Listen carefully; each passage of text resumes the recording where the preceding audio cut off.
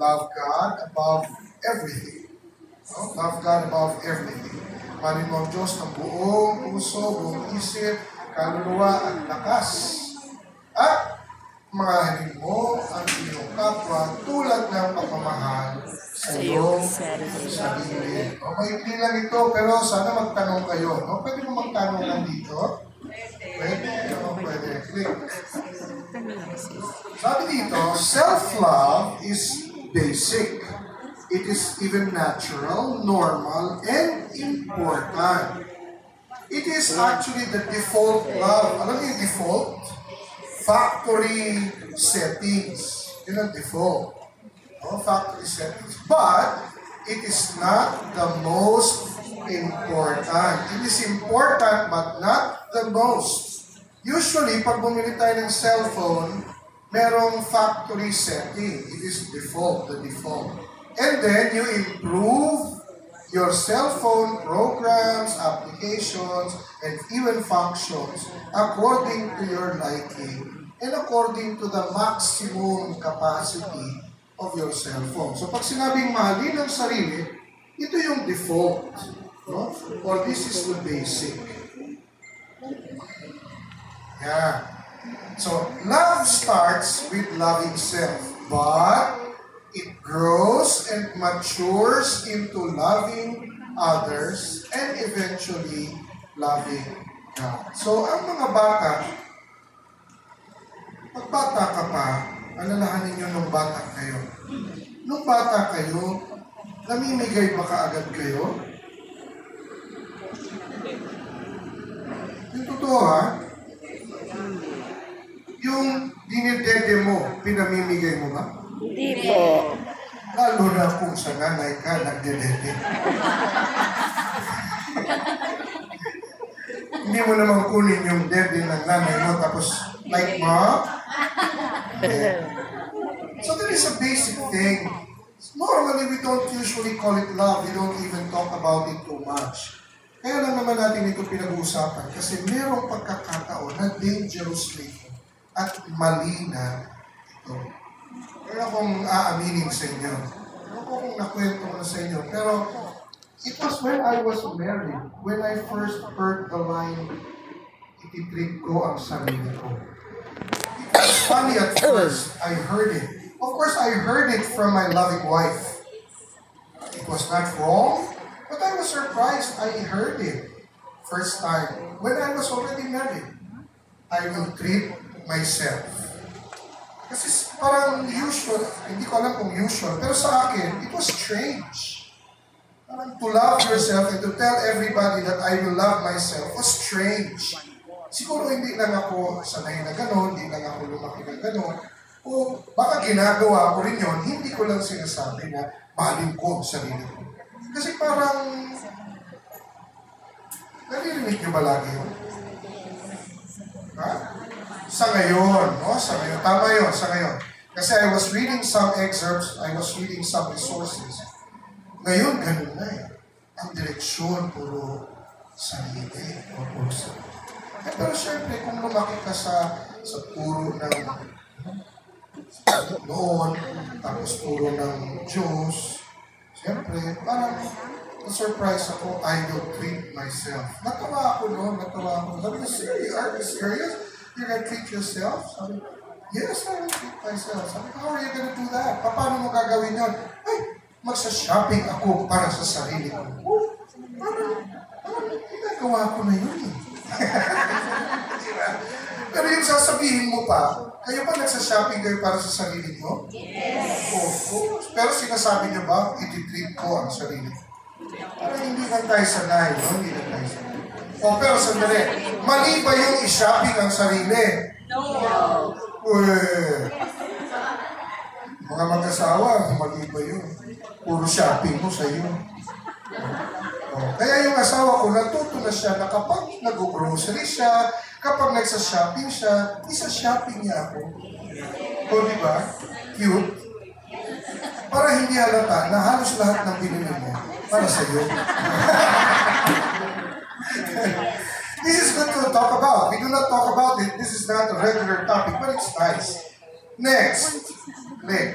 But, is loving oneself a danger? Kailan delikado o sabihin na natin kailan mali ito? Click. Karalan ito kuha kayo ng picture. Sana yung kinukunan nyo, ma-explain nyo. Napansin nyo ba yung order of love? God first, others next, and self last. Pati yung sa pagkakalaki niyan, pinakamalaki God, susunod na malaki others, pinakamaliit yung self. That is according to Mark chapter 12, verse 30 to 31.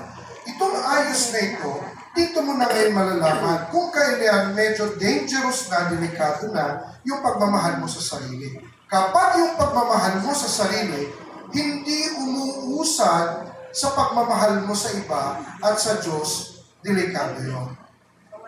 Kasi yung pagmamahal sa sarili ay default, basic, pero dapat mag-grow na natututo tayo magmahal sa sarili at magmahal sa Diyos. Lalo na kapag nakilala natin si Kristo, tinanggap natin si Kristo, natututo tayong magmahal katulad ni Kristo na hindi na masyadong inuuna ang sarili, kundi yung iba na, lalong-lalo na ang Diyos.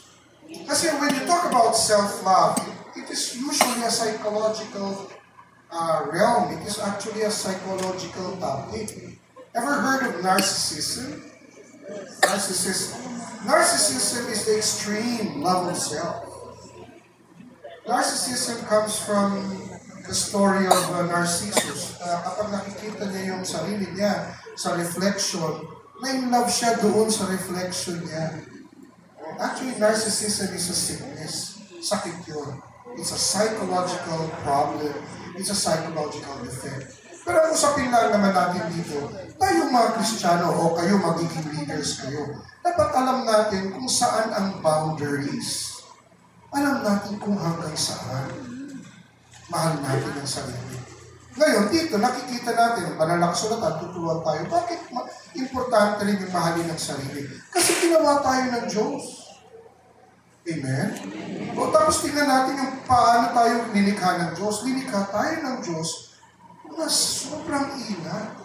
Kaya dapat meron tayong sapat na pagpapahalaga sa sarili. At yun ang ating yun ang ating magiging basihan kung paano magmahal sa iba. Ngayon, kung hindi mo mahal ang sarili mo doon sa tama, ay hindi ka matututong magmahal sa iba. Hindi mo nga mahal ang sarili mo. Iba pa?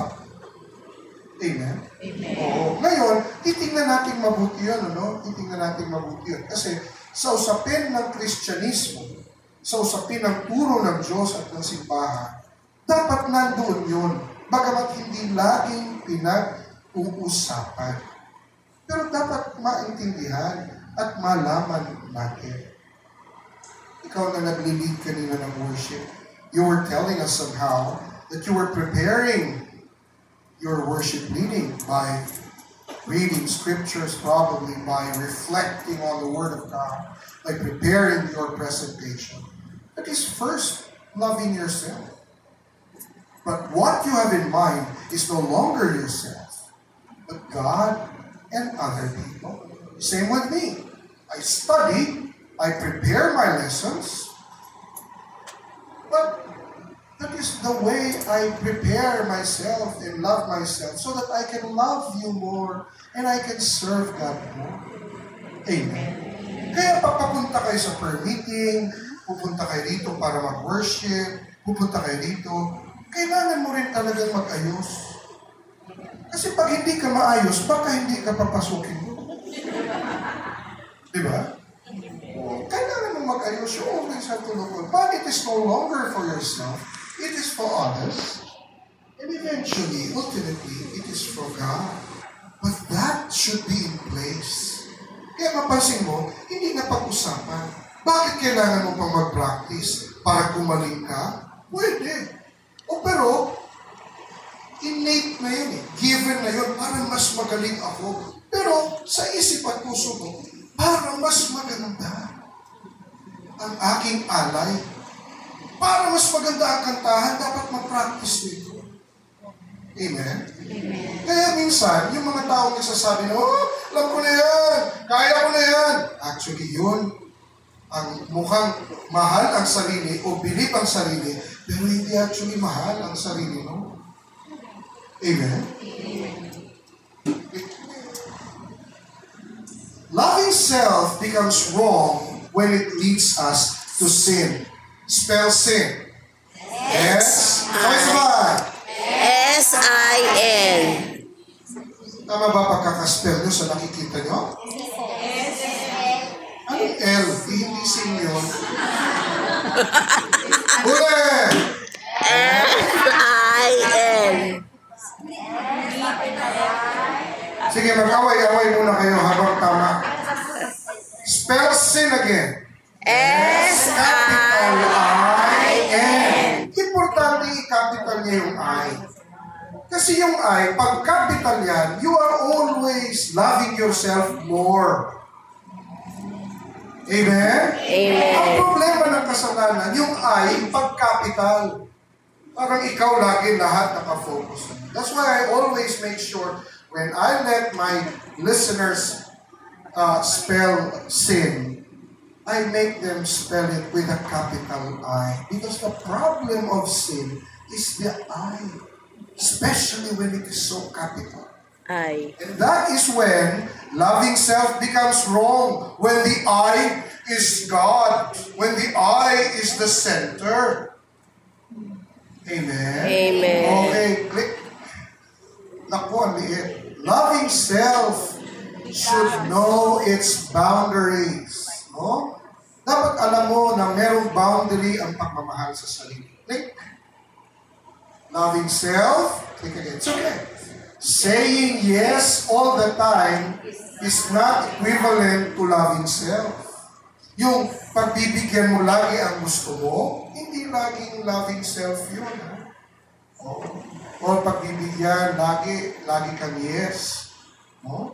Hindi actually loving equivalent to loving self yun. Kasi oo ka ng oo, hindi mo naman pala kaya. Amen? Oo. Next. Entitlement is not bad. I think we talked about it one time, no? But it can become wrong when one feels as if he or she is better or above others. Ang entitlement, hindi siya talaga masama per se. Pero napansin niyo ba, yan ang problema natin ngayon sa lipunan.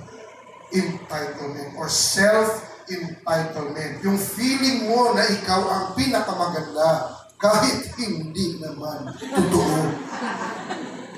Amen. Feeling mo na ikaw ang pinakamagaling. Pag umasta ka, kala mo ikaw ang pinakamagaling. Hindi totoo yun. Feeling mo ikaw ang pinakagwapo at mahal ka ng lahat. Hindi totoo yun. May gustong sumapak sa'yo dyan. Hindi mo lang alam. That is the problem with entitlement. You know, we can always be entitled. Amen? Wala namang problema yun kasi the mere fact how God has made us and created us, we have an entitlement. That's why God always reminds us, hey, you are my child. Hey, you are not a loser. He reminds us. Oh, pero sandali, don't get it too much into your head because that is when you love yourself too much.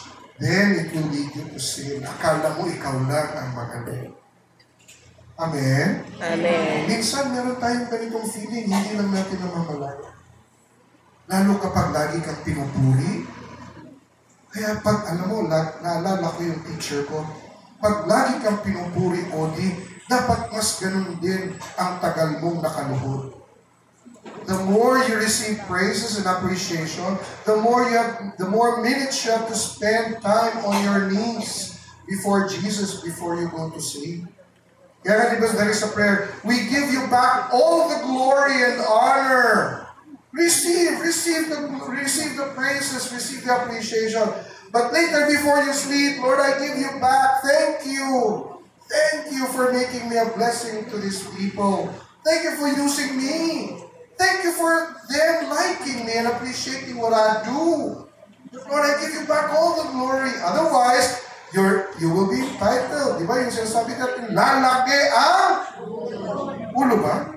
Ulo. Pag lumaki ang ulo, ulo, tapos pumutok yun. Baho-baho. Amen. You know what I mean? Like, above, ano yan? Abuse, yan. Sa abuse is automatically a misuse, no? Abuso, no? So, minsan, paano ba ito nagiging abuse? Minsan yung self-love, it also lead us into something negative about ourselves. Alam mo yung pa-victim effect? You know that pa-victim? Wawa naman ako. Wawa. Parang pa-cute effect. Wawa. Wala na. This is also an extreme of self. So you like to draw everybody's attention to yourself by that kind of negative feeling.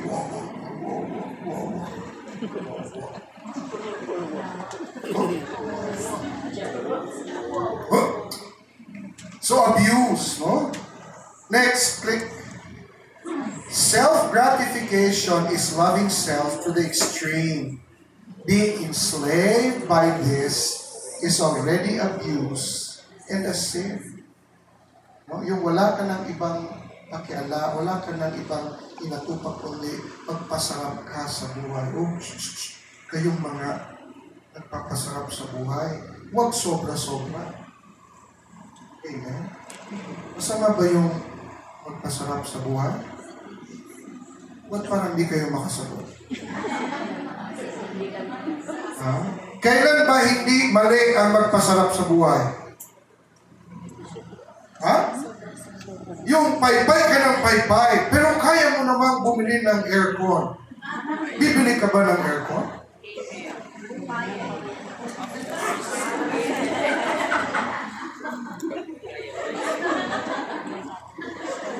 O electric pan na lang? Electric pan, mainit ang hangin. Kaya tinitingnan mo yung bank account mo, yung sweldo mo, kaya ko naman bumili ng aircon. Bili ka ba? Yes. Baka sabihin nila, yan, sige, magpasarap ka. Sige. Bayaran. Ha? Mahilig kang magpa-deliver. Halo-halo. Tapos sasabihin sa iyo nung nanay mo, kapatid mo, sige, praise the Lord. Magpasarap ka. Mag-guilty ka ba? Ano na? Sabihin ba ng iba, ikaw masyado kang maarte. Pag sinabi, maarte, bumili ka ng damit. Ang ganda ng damit, ang mahal. Tapos sinabihan ka, ikaw, you love yourself too much. Guilty ka ba? Depends. Ha? Depends. Nakita ka, worship leader ka dito, tapos nakita ka, lagi kang kumakain sa mga hotel. Yan, worship leader lang. Okay, titingin to, kasi example lang. Kasi minsan sa community, pag medyo maalwan yung buhay, makikita mo yung worship leader namin, tingnan mo, dyan lagi yan nagpa-breakfast. Saan? Sa Manila. Sana all. These things, no? These things, think about it. Click. These are some descriptions of loving yourself when you love yourself wrongly. Excessively unreasonable. Pag sobra-sobra ka na, nawala ka na sa hulo. Wala ka na sa hulo. Amen? Amen. O yung pag masyado ka ng maluho. Ha? Yung ang pagkaluho mo ay sobra-sobra na. May isa ka lang aso. Gusto mo pa 3? Ha? Tapos doon na uubos ang sweldo mo. Sa aso. Tapos ang bait-bait mo sa aso, sa katulong mo ang sungit-sungit mo. Palagay mo. Sige, kausapin niyo muna yung may mga aso. Kausapin niyo mga aso.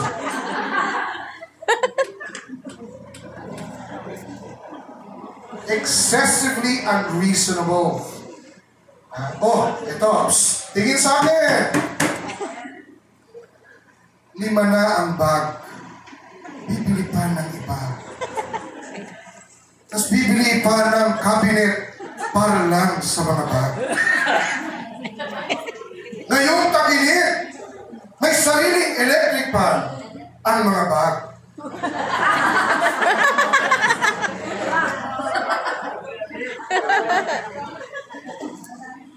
Yung iba, sapatos. Damo-damo ang sapatos. Ang daming sapatos, 2 lang ang paa.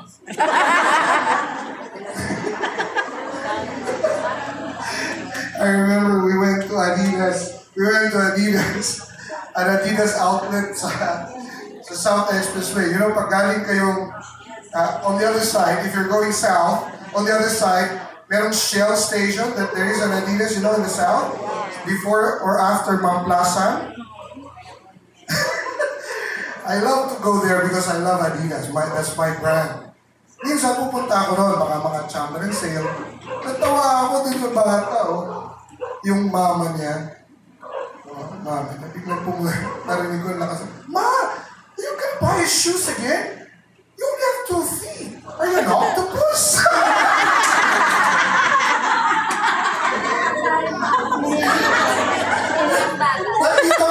Nakita ko yung mga tao, tumatawa, pero hindi nagpapakita. Ako, tumawa ako, ang lakas! Hiting nga ako ng nanay niya. Sorry. Tapos tingnan mo yung bata. Nakatingin sa akin yung bata. Nice shot, dude. Pero umalis na ako, lumabas na ako. Diba, Ma, you're gonna buy shoes again? What are you, an octopus? You only have 2 feet. Tanong doon, do you love yourself over na ba yun? Is that excessive and unreasonable? Kasi ang rason naman doon, may bibili naman ako eh. Pero 2 lang ng paa mo eh. Di ba cute? Pag-isipan niyo nga yan. Excessively unreasonable. Alright? Unreasonable. Sometimes we can become excessive. Excessive lang, may problema na eh. Mas matindi yung unreasonable. Pero excessive na, unreasonable ka pa. Madre mia. No? Tama yung bata. Ano ka ma? Octopus? Ano ba cute? Tanong doon, do I love myself too much? Next. Ito. You know when you love yourself too much, when may ugali ka ng wala kang pakialam sa iba. Oops! Lalong-lalo na sa mga bagay patungkol sa sarili. Basta gusto ko ito. Ako ni. Di ni imo. Wakay labot na ako. Oras na medyo tumatakbo na sa isip mo yan kasi may tumitingin na, may nagpapaalala na sa'yo, medyo naaano ka na ng konti, nakukonvict ka na ng konti, tapos bigla mong sinabi, wala kayong pake. Oops! You're loving yourself too much. You might be loving yourself too much. And that's a danger. It might be sinful. Uy, hindi biro yung sinasabi ko dito na paulit-ulit ha. Mahal na mahal mo yung mga hayop at yung mga kahayupan mo. Yung mga taong nakapaligid sa iyo, wala kang pake. Mahal na mahal mo, yung pinapakain mo, mas mahal pa sa kinakain mo. Yung pinapakain mo sa mga hayop mo, mas mahal pa sa kinakain mo. Tapos yung mga kasambahay mo, kontratuhin mo, tinatanong mo kung maayos ang pagkain. Tumigil-tigil ka. Then you worship like you as if you're worshiping utot mong blue. Listen to me now. The world is very cunning now. The world is so dangerous now. It will make you listen to what you want to hear. But what you need to hear, it will never give it to you. Now when you come to Jacob's well, you will hear what you should hear. Not all the time what you want to hear. That's the world. You go to the internet, it will make you feel what you want to feel. But what you should feel, I don't know. You go to Jacob's Well, you read scriptures, you listen to the Word of God. It will make you hear what you should hear. Sometimes you don't like it. Amen? Amen. I'm telling you this because this is the Word of God. And that is the world now. You will be very uncomfortable listening to the Word of God, especially when you love yourself too much. Alam mo, pwede biro ito mga pets? Madre mia. Kwentahin mo kung magkano pagkain. Then you will buy all that stuff, that crazy stuff of your dogs. You don't even care about your house help. When was the last time you even asked them, do you have nice towels? Is your sleeping quarters nice enough and comfortable in this weather? With this weather? You don't care? I don't know if you do. When was the last time you asked them? But you care about your dogs. Your dogs! No, I don't understand that. I'm a bit passionate about this because I also have a problem like that at home. That's why they have to make sure your employees, your house help are treated well before you treat these animals. It makes life sometimes even miserable. It makes you feel good. Makes you feel like a mommy when you're not. Makes you feel like a daddy when you're not. That's okay. I have no problem with that. No problem. Excuse me. I have no problem with that. But make sure what Jesus wants happens. What the Holy Spirit expects of you is happening. Amen? Amen. Sorry.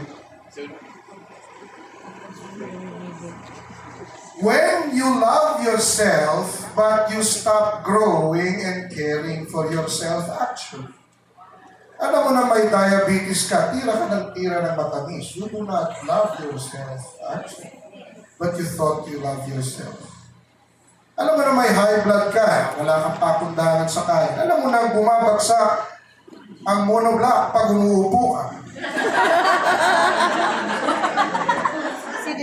But you don't care about it. You eat like it's always the last meal. Hey. And then you say you love yourself. That is a big problem. That is wrong. Because you stop growing. You don't engage with healthy discussions. You don't engage with conflicts. You don't face conflicts anymore. Why? Kasi wala kang pake. Kasi natatakot ka, baka mali ka. Oh, you don't grow anymore. You love yourself too much, maybe. You don't go to this church. You don't listen to this preacher because he hurts you a lot with the Word of God. But instead you go to this priest. You go to that parish. You hear Mass with this priest. Why? Because he wants you to hear what you want to hear. Otot mong blue. Maybe, just maybe you love yourself.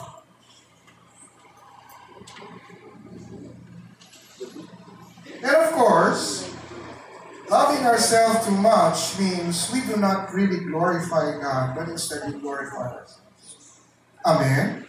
Hindi na tayo punta sa examples kasi alam ko, pag nakita niyo ito, tulungan naman kayo ng Holy Spirit kasi nandito kayo sa Jacob's Well. Amen? Otherwise, you won't be here. Do not forget that love makes us go, grow, and glow. O, diba? Parang, Cerelac ba yan? Now, if you cannot easily go, and you are not growing, and you are not glowing, there's something wrong with you. Maybe the direction of your love is not where it should be. First with us, others next, and then God ultimately. Maybe you're stuck with loving yourself. Why? Because you're not growing. You're not glowing at all. Amen? Maybe your face is glowing because you love yourself too much and put all the expensive things on your face. But your spirit is dead. It's a big difference. Love brings out the best in us. Ibig sabihin, pagmahal mo ang sarili mo doon sa tamang pagmamahal, matindi ka rin magmahal sa iba. You know, that's what I love with some people, my wife. You know, when my wife gives, she gives lavishly. Nung una kini-question ko, sobra naman yata yan. No, tayo. They deserve this. And you know, I learned it. Wow. Give the best. Give the best. Especially those to those who do not really deserve it, give the best. Di ba ganun si Jesus? When we were in our worst, He gave His best. So why can't we? Galing. Kaya pag may birthday sa amin, trabador, driver, talagang pista. I've learned to love it. This is good. This is good. Tayo nga eh. This is good. And I'm just glad because my daughters, the community also follows through. When you can give the best. During the pandemic, they give their best. I got one sack of rice, brother. So what are you going to do? I'm going to give half of it. That's good. That's good. That's good. Nakatanggap ako ng abuno. Ayudo. Nagulat ako kasi katulong ko naglalabas ng bangko sa labas. Ano yan, Day? Hindi naman manakaw yan, kuya, kasi COVID naman eh. Pero yung bangko, napansin namin, may laman. Nakatawa. Iipunin niya. Tapos bibigyan niya. Kung kanina, uy, bakit tayo? Pabigay natin ko yan, kasi meron naman tayo. Okay yan. Lagyan mo 2 upuan. Umalsan na naman. Si Brother Oli. Isa lang kuya, isa lang bahay tayo eh. Ano? Baka sakali. May mabigay 2. Naalala ko, binigyan niyo ako ng isang sakong bigas eh. Your loving community gave me a sack of rice. I was really very happy. And I was able to give a lot to some of my members na hindi nakakaano. So, love brings the best in us. It brings out the best. Pero pag nagla-love ka, marami ka, pero lagi kang maimot. Alam niyo, maimot? Creeps. Damot. Tapos, hanapin, pang hirap-hirap mo mamigay kasi hanapin mo muna yung talagang hindi na pwede, yung malapit na masira. Hindi mo na, araw na yan. Dramatic ka. You love yourself so much because that is not the best. That is not your best. Pero mo mamigay ka na masisira na. Yung hindi mo na makain, saka mo pamigay, that is not your best. Lalo, nandito ka sa community, yari ka. Love makes us alive. Love builds ito. Love builds, although it means work, a lot of effort. Love needs a lot of effort. So brothers and sisters, meron din maling pagmamahal, meron din. Of course, ang tawag natin pagmamahal. Kaya lang, ang direksyon dapat ng pagmamahal maging malinaw. Hindi papasok, kundi dito nagsisimula, palabas. Kaya nga dapat maintindihan natin yun. God first, others next, we last. But usually, what happens in life, titingnan mo ang buhay, dito muna, natututo tayo magmahal, paano? Kasi ganun tayo minahal. Amen? Amen? Kaya tingnan mo yung mga bata na lumaki, na salat sa pagmamahal, makita mo sila, may problema. Amen? Doon sa amin sa rehab namin, yun ang the other week I was there in our rehab, tinawag nila ako, brother, we have a new case, actually new cases. Pasaway yung bata, pasaway. At mukhang sinasadya niya mag-rebelde. Doon siya pinasok sa amin. So, tinawag ako, punta ako. Nung nakausap ko yung parents sa Tagaytay, nakita ko ang problema. Nandun, kulang siya sa love. Kaya hindi siya marunong mag-love. So, lagi ka, pag nagkamali ka, gulpihin ka. Tapos, you will be called names.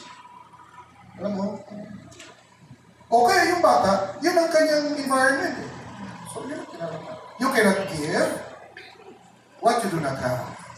Again, you cannot give what you do not have. Kaya, napakahalaga ng prinsipyo ng Diyos. You love because I loved you first. Yes. Amen. We love because God first loved us. With the epistle of John, di ba? Marunong tayo magmahal kasi una tayong minahal ng Diyos. O pero nagsisimula yun sa sarili. Pero hindi na pinag-uusapan yun. Kaya paminsan-minsan, may mga problema tayong nangyayari na baka kulang din ang pagmamahal mo sa sarili mo. Kaya minsan, dahan-dahan din kayo, kayong mga nagpapaaral, kayong tumutulong sa pamilya, mag-iiwan din kayo sa sarili nyo para yung sarili nyo, ma-enjoy nyo. I was talking to our employees, kasi meron kang maliit na kumpanya. I was talking to them last Monday, I was there talking with them. Maganda yung usapan namin kasi mga lalaki ito eh. Tapos tinatanong ko sila, anong ginagawa mo sa sweldo mo? Brother, pinapadala ko po lahat. Sir, pinapadala ko lahat. But that's what happens to you in a month. Wala sir, tsaga po, ano lang. Sabi ko, hindi ba mali yun? Kasi padala mo lahat para sa'yo, wala na. Parang maganda naman. No? Parang, very selfless. Pero baka, ganun kaya ang gusto ng Diyos? Tapos lahat sila makabili ng burger, ikaw, manood ka lang. Tapos minsan, ang tingin mo sa sarili mo, wawa. Ano ba ang gusto ng Diyos na araw-araw? Luwi. Wawa. Kakasi. I think that is not what God made us for. Amen? Hindi ko sinasabing hindi ka magbigay. Magbigay ka, pero dapat ma-enjoy mo ang buhay. Remember, a principle that is very important? Life and happiness is not in the destination. It is in the journey. Amen? That's why Jesus said, I am the way. The truth and the life. He did not say, I am the goal. Do you have it in scriptures? I am the goal. I am your purpose. No, he doesn't say that. We say that. But he said it. I am the way, the truth, and the life. If you have Jesus here, you enjoy it every day. Amen? Hindi ka mag-enjoy ka kapag nakarating ka naman. Kung hindi ka makarating, ito na. Ayun pa lang, dapat na-enjoy mo. Kaya sabi ko, magmula ngayon, sasabihan ko si Haji na hindi lahat ibibigay sa'yo. Leave something for yourself. Para pag lalabas tayo, hindi yung ako lagi ang nanglilibre. Nanglilibre kayo. Di ba ang feeling, ang sarap-sarap ng feeling mo na malibre mo ang boss mo? Di ba? Kailan nyo ba nalibre ang boss nyo? Hindi pa. Malibre mo. Boss, halika. Libre kita. Saan? Peaceful. Hindi mo kaya mo eh. Hindi pa rin uwawa. Publiko. Tapos anak ka ng Diyos, praise the Lord. Sabi ni sister kanina sa worship, God is good. God is good. Baka nawa lang yun. Loving self is also important, but not as important as loving others, which is the fruit of loving oneself. Moreover, it is loving God. Amen? Amen. Kaya magandang bagay, magandang turo yung mahalin mo ang Diyos. Kasi hindi na masyado pag-usapan yung mahalin mo ang sarili. Kasi minahal ka naman ng Diyos, umabot ka sa puntong ito, hindi ka pinabayaan ng Diyos. Kasi marami walang mga magulang. Makita mo, magaganda ang buhay. O bakit ka pa mag-dwell dun sa, hindi ako mahal ng mga magulang ko, pinanigay ako. Hindi umabot ka na. Ilang taon ka na ba? 38. 38 taon, wala kang magulang. Tingnan mo itsura mo, laki-laki mo. Tapos biglang nalaman mo, hindi pala sila mga tunay na magulang ko. Sabi ko, ilibing nyo itong buhay. Sometimes we have to think about life in the context of love. Because God loves in many, many ways. Amen? Amen. But we can only truly love because God loved us first. And that is the same basis of love yourself. Take care of yourself. Kaya pag bawal sa'yo, palitan mo yung doktor mo.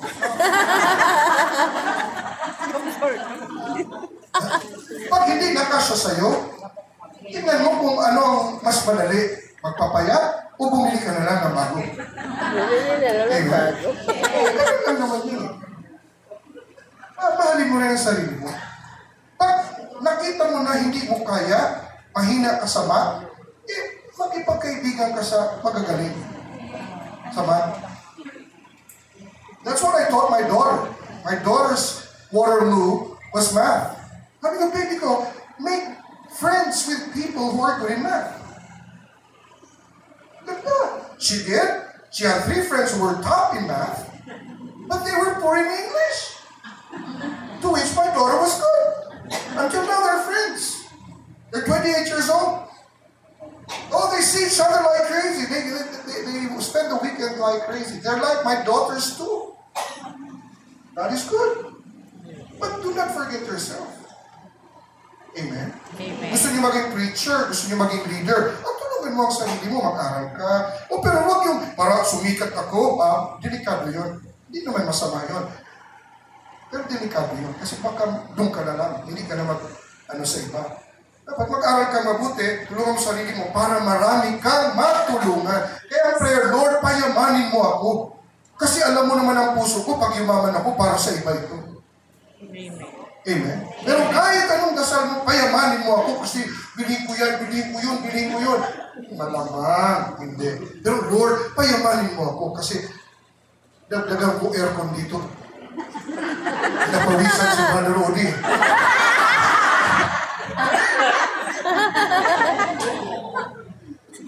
All together, read. Love God above all, love your neighbor as you love yourself. Notice God, neighbor himself, God the biggest, neighbor the bigger, and yourself big. Big, bigger, biggest. Thank you. Bye. You like what?